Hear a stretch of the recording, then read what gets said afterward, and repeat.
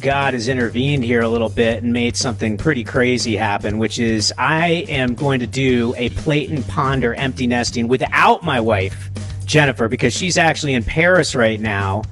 So I figured, what would be better than to talk to some friends who have gone through empty nesting themselves? And why not go all the way back to the very beginning, my early days as a child, and one of my very first bestest friends, Billy McIlvaine from Florida, is going to be on here. So I'm pretty pumped up. You're listening to Plate and Ponder Empty Nesting with Jen and Chris Fenton, but today it is Billy McIlvaine and Chris Fenton taking it away. Billy, you are on. I'll tell you what, I couldn't be more excited to be on this Plate and Ponder edition. I have listened to these, and I can say I'm very entertained, and it's awesome to listen to. So it's great to be on here. Dude, you look like $1 million, I gotta say, or I should say $1 billion, because actually inflation has occurred quite a bit since we used to hang down in the Palm Beach shores and down in the North Palm Beach area. Whereabouts are you right now? I'm actually in Jensen Beach, and it's great up here. I've been here for about 2 years, and I'm loving it. And a nice little place up here. We talk about empty nesting. It's quite scaled down from the old days, you know. So. Well, a lot of people know Jen and I. In fact, just so you know, you're going to be in 40 countries around the world right now. So, wow, that's tremendous. That's awesome. Billy Mack was arguably one of the most well-known persons in the Palm Beach County area. I would say his father, the great Dr. Mack, was probably the most popular person in the history of Florida, and that would include Donald Trump, I would say. Yeah, we got to include that. Oh, absolutely. My God. And Mrs. Mack and your 4 sisters, Beth, Judy, Nancy, and Lucy, all rock stars. You guys were the greatest family through the high school and junior high school years of my existence, and you guys have just elevated it since. So, but you are an empty nester, and you've been an empty nester for way longer than Jen and I. I mean, how long have you been empty nesting? Well, my 2 boys, they're 27 and 24 now, so we're talking quite a long time. What are they doing? What are they doing right now? Like, I know you raised them incredibly. You and their mom, like, I always see all kinds of crazy accolades going on with them, what they're doing. What are they up to nowadays? Yeah, well, actually, Gunnar, my oldest, who's 27, he's doing residency in Gainesville. So first year residency as an ER physician. He loves it. He loves the hustle and bustle. No day is the same with him, and he loves the adrenaline. And he's going to be a phenomenal doctor when he gets out of residency after going through 4 years of med school, now his first year of residency. Dude, that is unbelievable. I love the fact that he's going to be doing something great for society and going to be really successful in sort of his life endeavors. He's at Florida State. Where did he go undergrad? No, he went to University of Florida. Oh. And his residency brought him back to Gainesville. Oh, well, there you go. So, and now he's actually with his wife from 12 years of dating. They got married on May 31st of last year. And what a great little wedding they had back at the end of May. Now, is she a doctor or in She's training? A dentist. She's a dentist. She actually went to UF dental school and UF undergrad. So talk about a fairy tale relationship. Totally unbelievable. One that you can't even imagine. Everything that was mapped out, they planned and mapped out, and it all came to fruition. So just something real phenomenal, something I'm extremely proud of as a father. I couldn't be more blessed than having my 2 sons, that's for sure. Well, that's unbelievable. So that's Gunnar, and by the way, that's a record scratch for saying Florida State when he's an Well, funny you say that, Chris, because the younger one, Jagger, did graduate from Florida State, so you were about half right. He's a Seminole, and he graduated a little over a year ago, and he's 24, and he lives in Tampa with his girlfriend, and he's with Zimmer Biomet, and he does medical devices, upper extremities. That's So crazy. So you guys yeah, had a total house divided. I mean, I think the only thing that would have been crazier is if you had another kid and they went to Miami, right? right. But as you know, Chris, I am a big Kane fan, and Shout out. yeah, shout out to those Canes. Oh my I tell God. you, what an exciting year it's been in college football, pro football. Miami getting to the big dance, the championship game, and actually they played really well. I was a little upset with the outcome, but I was excited for them to be there. That's for sure. Dude, they crushed it. I mean, they went way above like anything that you or Greg Cohen or any of our old Miami Hurricane boys would have thought. I was really proud of them. I actually thought they had a real shot to pull that thing off too. That would have been a hell of a victory with considering Indiana's coaching and the way they had that team working together. I mean, they were like a Swiss clock. Yeah, I just they have a lot of good things brewing down in Coral Gables. I think Coach Cristobal is a phenomenal coach, and he's built that program off of a strong offensive line, which is that's a real important aspect to a football team. You got to have the offense, the defense, and the special teams, and I think they came in at the right time to really put everything together. Well, what do you think about the whole because on Plate and Ponder we like to talk a little bit about some interesting in the ether news and stuff that's going on. I mean, I think it's interesting Florida in general. I mean, with this surge in the Miami Hurricanes, the fact that the Gators are trying to get back to the top. Florida State obviously is going through some transition periods, but like, what do you think of the whole NIL thing and how all that's working? I have to say, I'm not a huge fan of the way college football's changed in the last couple years, and I feel like it's turning into more of a business than for the love of the game. Um, I see it from both sides, but as far as me personally, I don't. I think a lot has changed just in general with the whole NIL situation. Yeah, I think, well, for one, it's definitely, I would say, raise some alarm bells of like the massive deficits that a lot of these athletic programs have across the country. I mean, it's obviously there's for-profit sports, which at a handful of schools are profitable, whether it's football or basketball, typically men's in both situations. There are a handful of women's sports at a handful of schools that are doing extremely well. I think of like volleyball at like say Nebraska or something like that, and girls basketball at UConn. But for the most part, a lot of these teams, whether men's or women's, they're massive deficit drivers, and some of these schools are having real financial problems because of it. Right, right, right.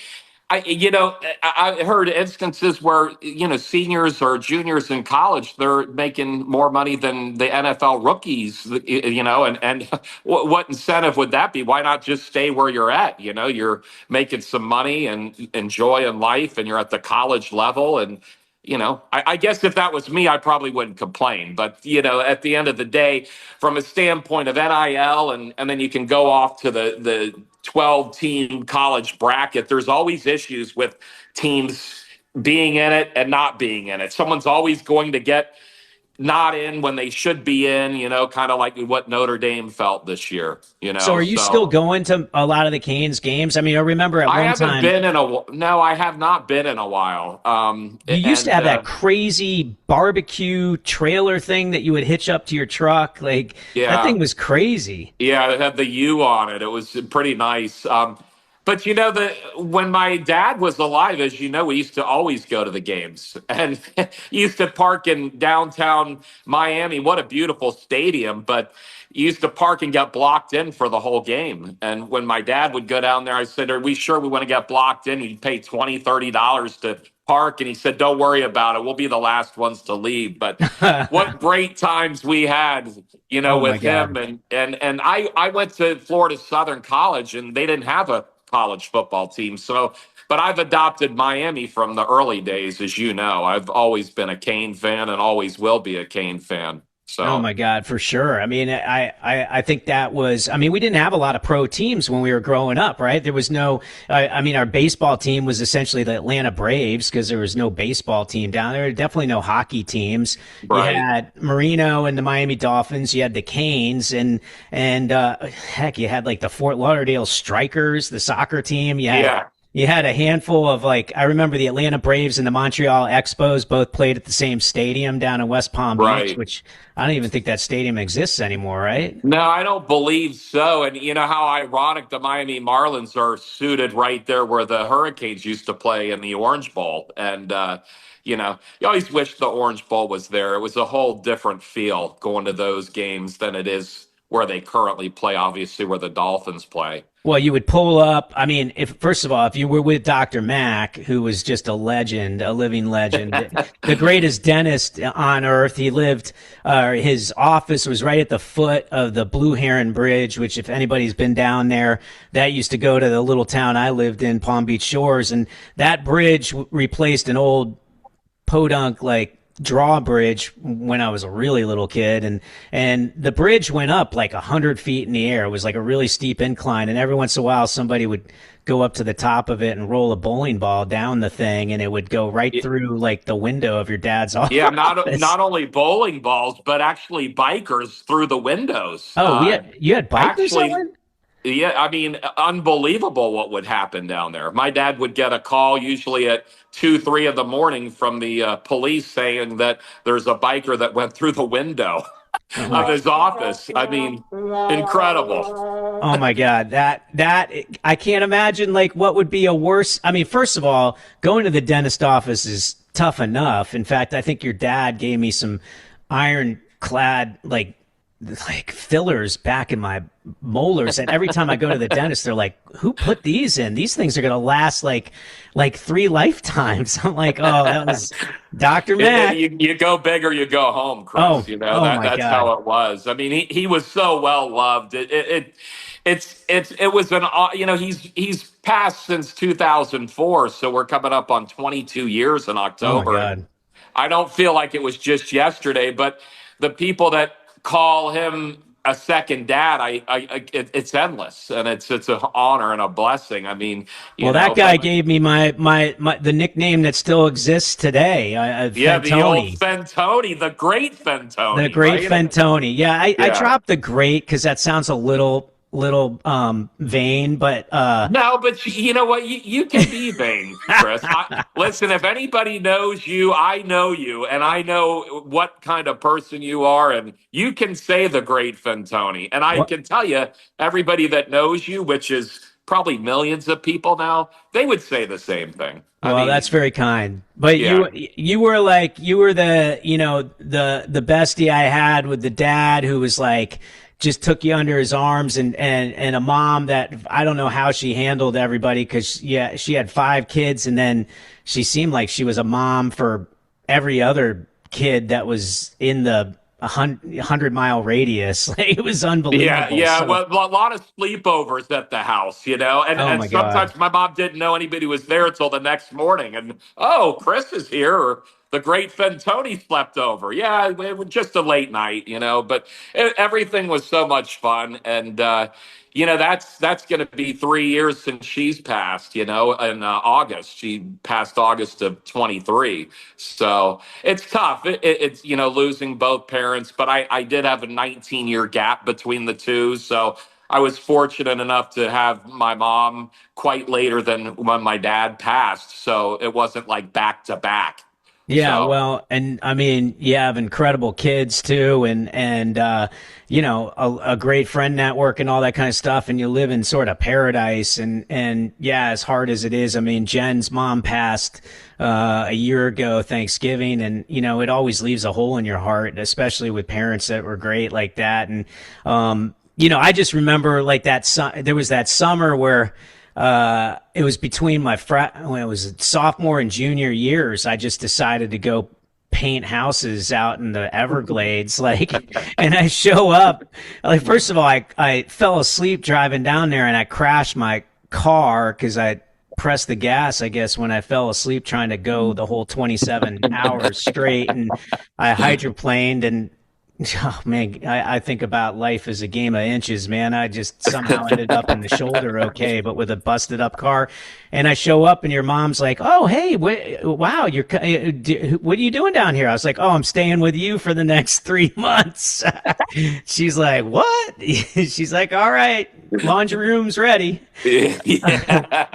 Oh my Yeah, God. the And then laundry room, that was a whole nother room in itself. But I do want to give a shout out to you, Chris, though, because my mom, up until her passing, talked about the story of when you flew to my dad's service and flew from California to my dad's service, went up and back in one day. And my mom was so flattered and tickled pink with that. And it means a lot to me. And like I said, that's the friendships that you establish, that we've established from, way back when, from Palm Beach Shores to Benjamin to the North Palm Beach Country Club. It's priceless what relationships you build at such an early age, and you really know your true friends. And the great Fentoni is every bit of great. And like I said, that story stuck with my mom and talked about it all the time, how honored she was for you to take time out to come over and, celebrate my father's life. Well, there So, was such a big part of my life. And, it's interesting. You come out to Los Angeles and, LA gets a lot of crap for, being fake and Hollywood and all that kind of stuff. And there's plenty of that. Like, there's a lot of people that come out here simply to try to reinvent themselves. And by the way, I don't blame some of them. They've had tough upbringings or whatever it is, and they're looking to start afresh and reset and all that. And then there's other people that just come out here and cast away, their old friends and the people that actually helped them become who they are and all that stuff. And it always drives me crazy. I mean, when I had my wedding, my best men were from every part of my life, and I think you missed that wedding because I forgot what hurricane it was, but there was a hurricane that literally ripped through Florida and decimated like that whole area where we grew up, and I don't even think right. there were flights coming out, but. Yeah, it's just when I think of your parents and just the times I had at that house, and all of us did, it's pretty crazy. And I think that's one of the things that I felt like Jen and I, when we were deciding like on a hobby, and there's a gazillion podcasts and people talking about stuff, but like the transition of going from full house of kids to empty nesting is a big one. And then part of that also like brings you into that thought process of like what now, what's the second act, and how do I adapt to that, how do I think about the things that made me who I am, made us who we are. And when Jen was like, oh yeah, I'm heading off to Europe for a week, with her dad and her sister, and they're having a blast, I was like, oh, you know what, I'm gonna hijack the podcast and reconnect with some buddies and talk a little crap and also catch up and just reminisce about how important it is to keep these things alive and fresh. Well, to your point, uh, at my mom's celebration of life just 3 years ago, a lot of times you only see each other for weddings and funerals. I mean, let's face it, that's the time where people obligate themselves to go to a wedding or they go to a funeral. So a group of friends, as you know, our Benjamin background, we're like, let's not wait that long, because we need to do it now. I mean, life is precious, and it's so important to get together and have a reunion and reminisce about the good old days. I mean, my high school days, besides having my two children, my high school days, I wouldn't change a thing for them. I mean, I was blessed to go to that school, and every aspect about it. I met so many great people, and the school wasn't even that big, but you see each other every 20 years, and it's like you never skipped a beat. It's the true, genuine friendship. Well, I think we also we experienced, and I think this is interesting to people because there's a certain connotation that people have about Florida, right? Like there's just it's transplants, it's tax free or whatever, it's now red versus blue, and it's snowbirds or whatever it is. But actually, there were a lot of us that were born and raised down there, and we were there before a lot of the craziness occurred. I mean, I think about the house that I grew up in at 331 Sandal Lane in Palm Beach Shores. I think I don't even know what my parents bought it for, but I do believe it was on the market when we were moving to Connecticut for like a year at like $125,000 or something like that, because there was just no one buying houses in Palm Beach Shores. Now there's houses in Palm Beach Shores that are like $50 million. Like, it's insane. It's incredible. I mean, and Sandal, I mean, what good memories with your family and everybody. I mean, geez, that we loved going there to good old Sandal Lane, and you had Peanut Island and taking the rafts out, and oh my what God, stories we had, huh? Oh my God. So yeah. So if people are interested, like, there's, that Florida lifestyle is pretty interesting because you have a lot of boating. In fact, a lot of our friends, had what they do. It was power squadron courses, which is like essentially taking a driver's lesson, and kids were driving to each other's house boats. I mean, I think I remember Bruce Weeda would come down to Palm Beach Shores to pick up my brother when he was like 11 in a Boston Whaler. I think Ecclestone would come down to pick me up. He wouldn't want to go through the no wake zone, so I'd have to meet him up at Phil Foster Park to get picked up. But we were like kids with bikes. Anywhere else, there it was kids with boats. Right. Well, back then we didn't have cell phones. Video games really weren't anything back then. If we were lucky, we had the little Pong game that or a little Atari Centipede and Galaga, so different. Well, actually, I remember the rich kids had Intellivision, and the middle class kids had Atari. It was like, I don't think I was even fortunate enough to have Atari. So whatever was a step down from that was probably what I played. It was the Pong game. It was the Pong game. I remember the Pong game. I think your dad was pretty good at the Pong game. Now that I think about it, it was probably like watching paint dry. It was. I'll tell you, but back then was so nice because you didn't have the cell phones, and what did we do? We always remained active. We were always doing things, whether it was hydrosliding, boating, going to Peanut Island. We were always on the go, never. And like I said, North Palm Beach Country Club played a huge role in my life, from swimming. Yeah, I mean, everybody, it was open till 10 o'clock on Wednesday and Friday nights. And my mom was always like, "You ever going to come home for dinner?" I said, "No, Mom, just bring dinner to me." Or I went to the snack bar, but never went home. Always stayed there because I loved it. It was so much fun. Oh my God. And I remember going in there, your dad would be playing poker or whatever, and he'd be like, "Fentoni, the great Fentoni, come over here. What do you need? Get to the snack bar. Here's some money." He'd give you like a pile of bills. I mean, was he was a total Rodney Dangerfield on the golf course. I mean, he was so good. He would pull up with a radio from Radio Shack, and he wouldn't care if he lost it at the end of the round because it was, a disposable radio. Oh, we would go out there. I remember we would play like 36 holes in a day. You'd find at least 3 golf clubs, and you bring them into the shop, and they'd be like, "Oh, 2 of those are Dr. Max," Yeah, he wouldn't even have to put his name on them. They just knew right off the bat they were his clubs. Yeah. And then he also was like the greatest as far as having these like old Cadillac DeVille convertibles, like that were literally like 30 feet long. They were like a yacht. They were so big, and they only had 2 doors, right? And you just climb in the back. Yeah. He would have like an 8-track player with he always had like Little Rivers Band and like Jimmy Buffett in there, and he was a big Neil Diamond fan. Neil Diamond, actually. Yeah, he was a big Neil Diamond fan, and I'll never forget when he had one of his Cadillacs of many throughout his entire life. It was up on the hill at North Palm Beach Country Club, and he comes out, and it had somehow, maybe the brake wasn't engaged, but it rolled down the hill by itself and wiped out 3 cars at the bottom of the hill. And dude, I remember that. I think it went right into JJ Muggs and took out the endless fries too.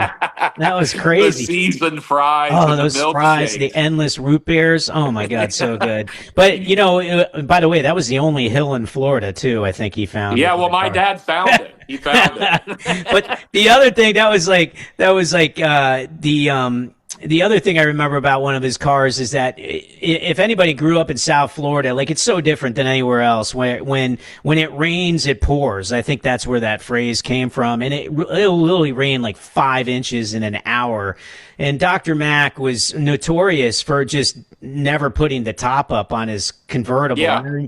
There was one time, we ran inside because it was like a thunderstorm and we were all out at the pool and whatever. And he's in there playing poker and, we're waiting for the storm to end. And, it looked like the lightning was never going to give up. So finally we talked him into going. And as he gets up, he's like, oh my God, I forgot to put the top up, and we get out to the car and it literally, the water was up to the side of the doors. Like we opened the thing and just water poured. And that was probably a brand new car, mind you, too. And Oh, it's so he good. would always, one of his biggest things was if his car was damaged in any way, he would always say it's just a piece of metal. He was real big into making sure that nobody was hurt, whether it was a fender bender or a full-fledged accident. He would always say it's just a piece of metal, boy. That's what he always told me. And he had a lot of things. When he said things, there were a lot of things that I still remember to this day that kind of carried with me. He introduced me to sushi. Like I never had sushi, and he was like, "Fantoni, my boy, I'm gonna take you for sushi." And I was like, "Oh, Billy, you coming?" And he's like, "No, Billy doesn't like sushi." So he sat at the table. And what's funny? It skipped a generation because my boys love sushi. So, and I don't think any of my sisters like sushi. So it kind of jumped over us. But well, he took. I remember one of my favorite moments with him. Like a dad.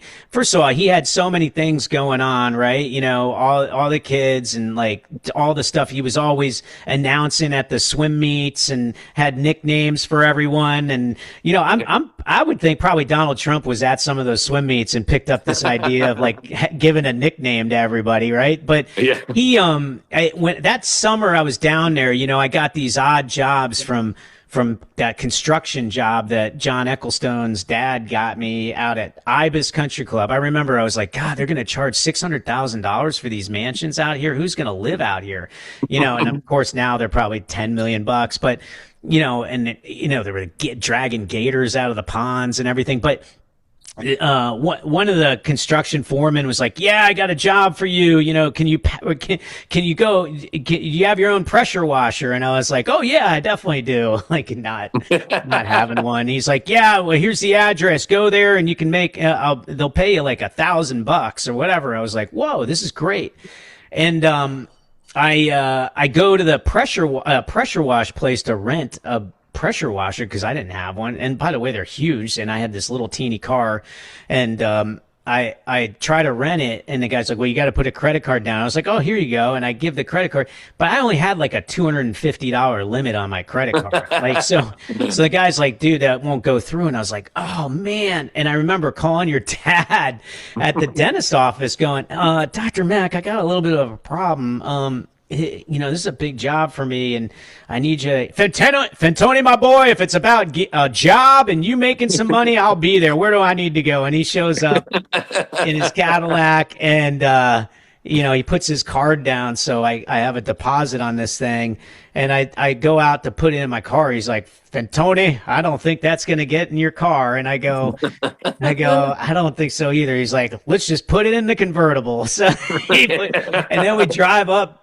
to this building, and dude, it was like a 5-story building. I didn't have ladders or anything. He's like, and he goes, "Good luck with that." I was like, "Oh geez." So anyway, he came through for me on that. I'll never forget that. It was really fun.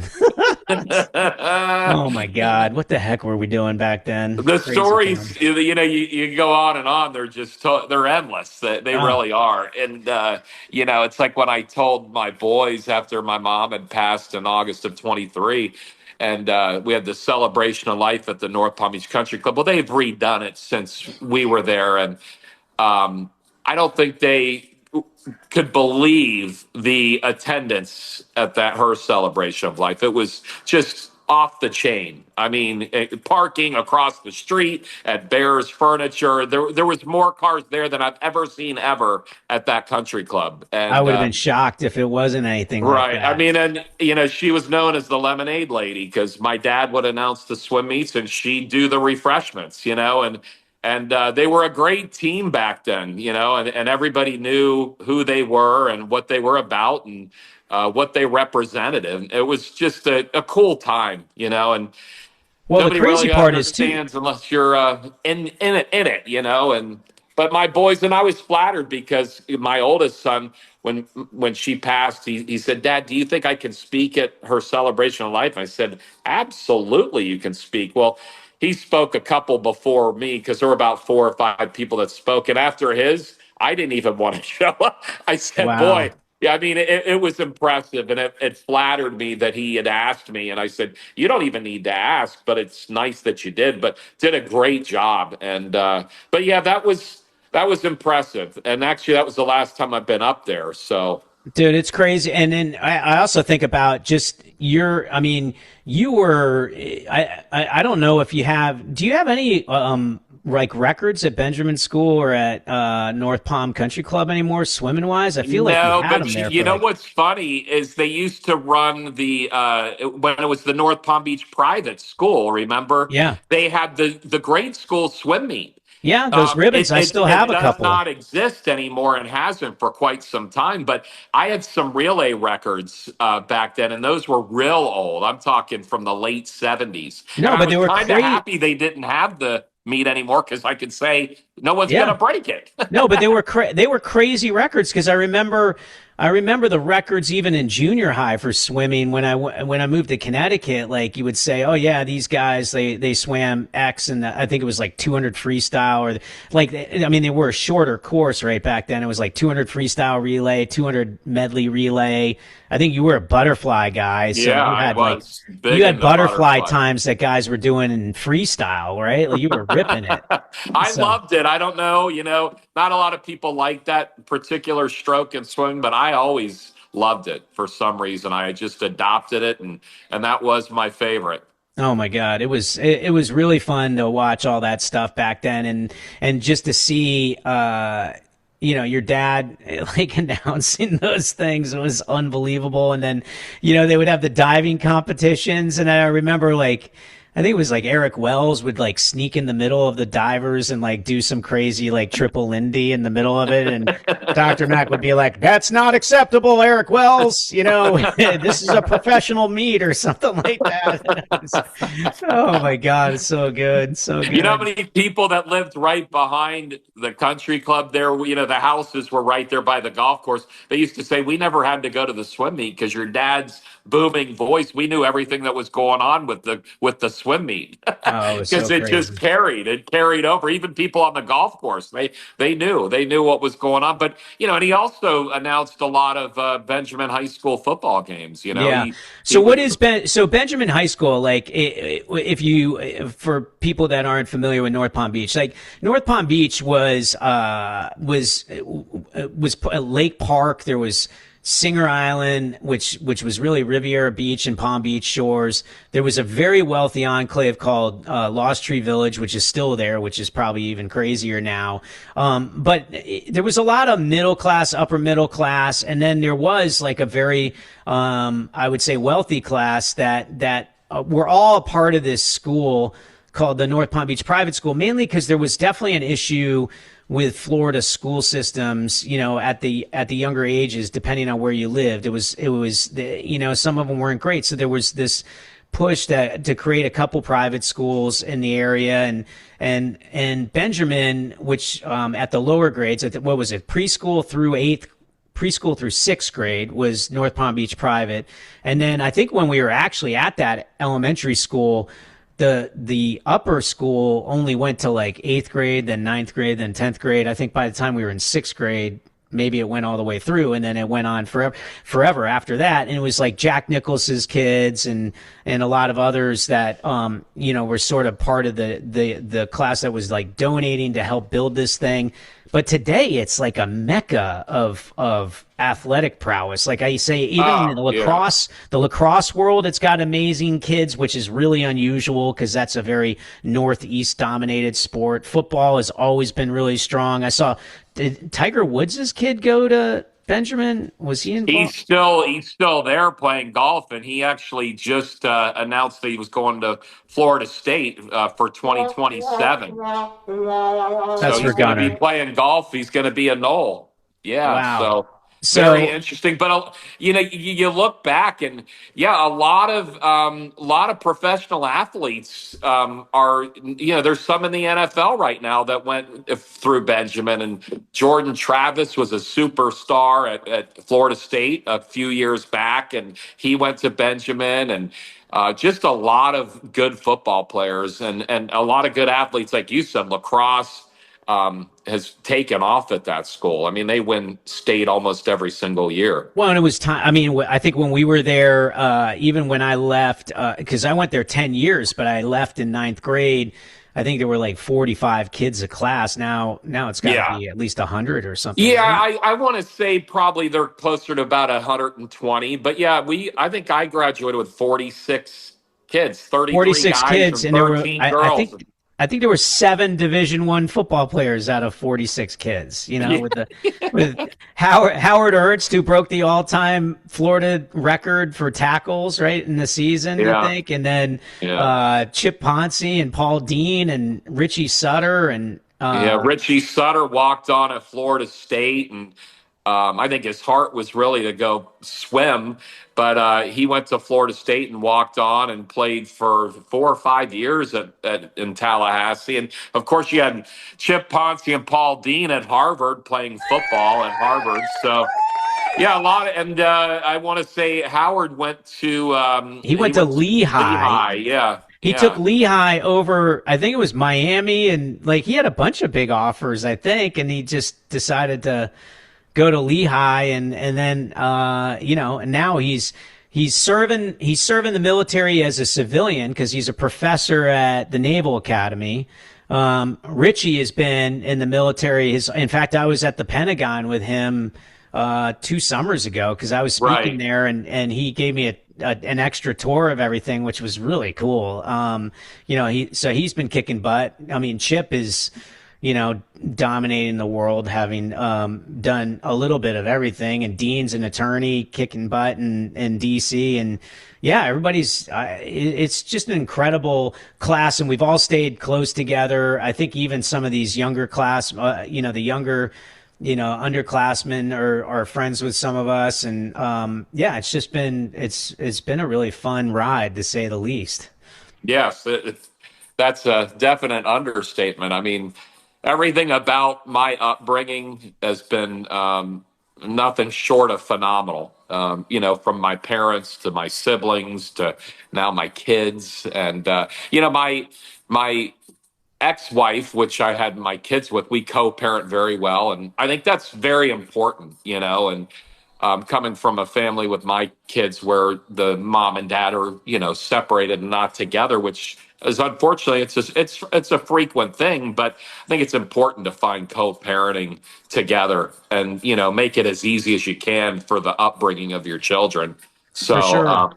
you Well, know so in wrapping it up, and then we're gonna catch up a little longer after we stop recording. But as far as advice for people like me and Jen and others that are going through the empty nesting, like any interesting sort of, did you pick up any interesting hobbies, or like did you over helicopter your kids and like show up at everything, which we don't want to do, but we yeah. secretly do, I will all that tell you stuff. this. I think it's a great time for you and Jen to build the husband wife aspect back and mold that, because I think you get caught up in being mother father role, And, you got to juggle the husband, wife, mother, father role. But I think it's a great time when they're away. They're spreading their wings. You did what you could do, and that they're great kids. They're the way you wanted them to be, and they'll have some stumble and falls probably along the way, but as long as it's nothing too major, you did what you set out to do, and now you can concentrate on really bonding together, is what I think. But I mean, let me tell you, I miss the Friday night lights of high school football for my kids, because I helped. I got invited back to do the booth coming up here for a lacrosse game, so I'm gonna go.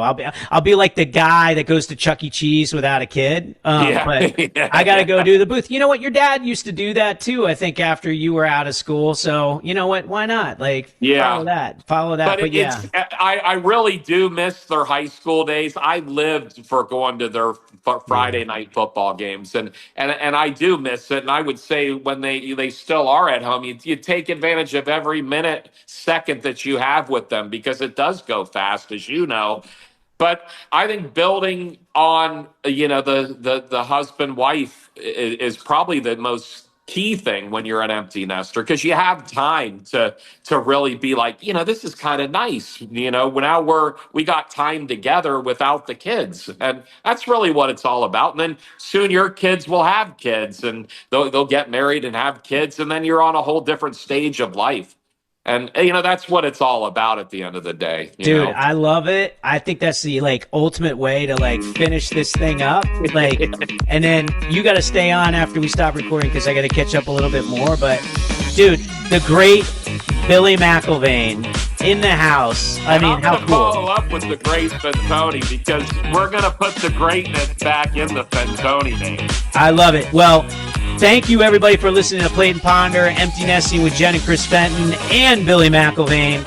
Shout out to all those Benjamin buddies that we talked about. Hopefully, people found it interesting, because that was a wild upbringing, and we had a lot of fun. And please follow us, download, listen, review. We are in 40 countries around the world. Till next time, thank you so much for listening.